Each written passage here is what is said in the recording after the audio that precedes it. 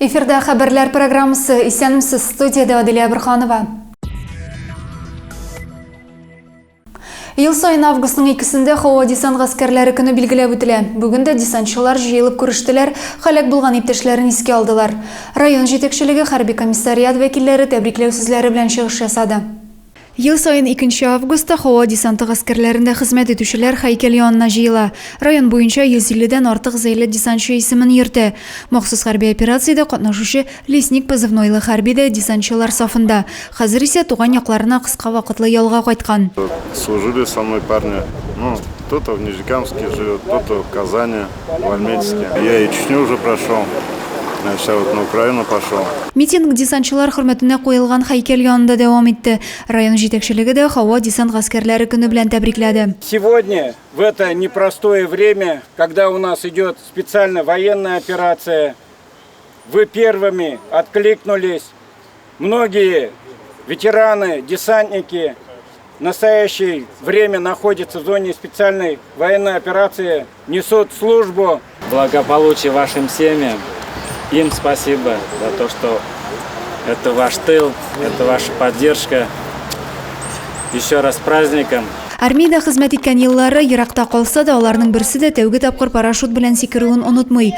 Ул вакыттагы кичерешләрне десантчылар бүгенгедәй хәтерли. Очрашуны дәвам итеп, зәңгәр беретлылар һәйкәл янында истәлеккә фотога төштеләр. Хәрби бурычларын үтәгәндә һәлак булган иптәшләрен 1 минут тынлык белән искә алып һәйкәлгә чәчәкләр салдылар.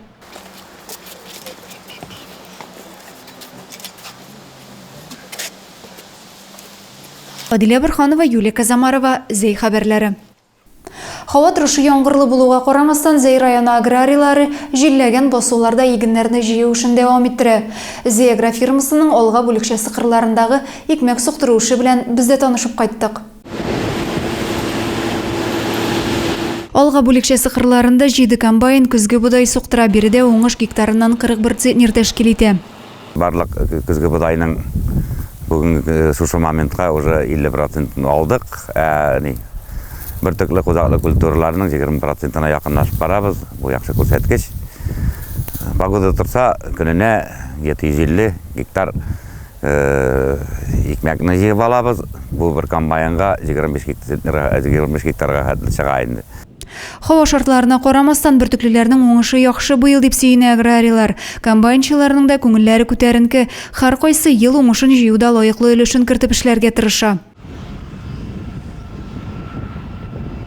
Уңыш яхшы булгач, комбайн бункерда тиз тула, КАМАЗ машиналары суктырылган икмәкне Зей элеваторына ташый. Район буенча бөртеклеләр барлык мәйданның 21%-ында җыеп алынган. Уртача уңыш гектарыннан 46,5 центнерны тәшкил итә. Бу республика буенча караганда икенче күрсәткеч ди белгечләр. Адилия Абырханова, Максим Майоров, Александр Тимофеев, Зей хәбәрләре. Җәйге каникулларга карамастан, карате, кикусинкай белән шөгыльләнүче малайлар кызларның киләсе ярышлар сезонына әзерлекләре туктамый. Алар ял белән тренировкаларны берләштерә. Бүгенге көндә Созвездие йолдызлык лагерында 35 каратече ялларын файдалы да, мавыктыргыч та итеп үткәрә.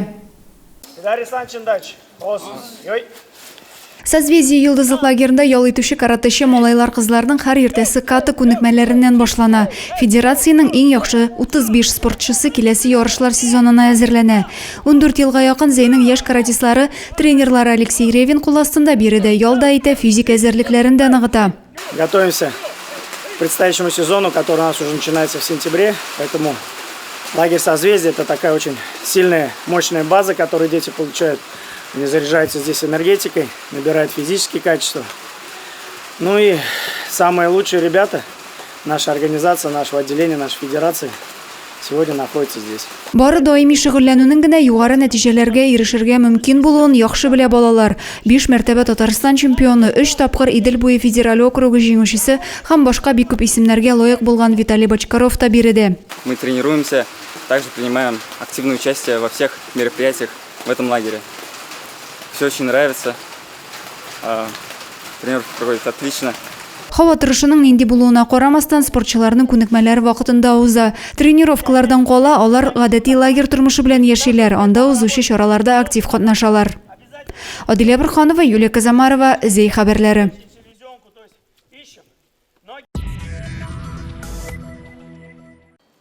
Зәй юлларында җәяүле операциясы башланды. Ул 7 августка кадәр дәвам итәчәк.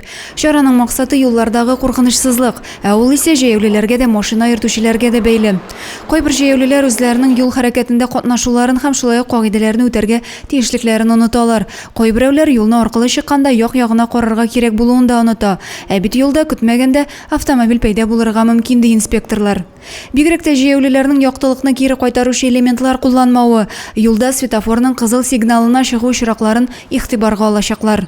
Яктылыкны кире кайтара торган элементларны куллану җәяүлене бәрдерү куркынычын 65%-ка киметә дип искәртә белгечләр. Татарстанда Россия оборона министрлыгы белән контракт төзүчеләр бер тапкыр 1 миллион 700 мең сум күләмендә акча ала башлаячак.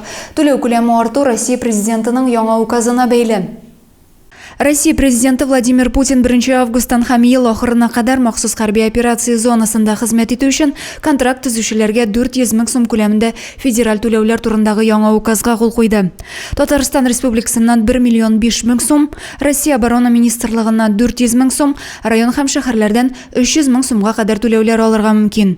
Шул рәвешле контракт төзегәндә бер тапкыр бирелә торган акчалата түләү 1 миллион 700 мең сумга кадәр җитәчәк. Контракт хезмәте буенча сорауларыгыз булса 117 кыска номеры яки 8800 222 59 00 телефон номерлары буенча шалтыратып белешә аласыз. Танышларын контракт хезмәтенә чакыручыларга да 100 мең сум күләмендә акча түләнә. Анда теләге булган һәркем катнаша ала. Бу хакта тиешле килешү төзеләчәк. Толырак мәгълүматны экраннарда күрсәтелгән телефон номеры яки сылтама буенча белешергә мөмкин. Шуның белән җомгага әзерләнгән хәбәрләр чыгарылышы тәмам. Мин сезнең белән сау булашам. Ялларыгыз файдалы үтсен.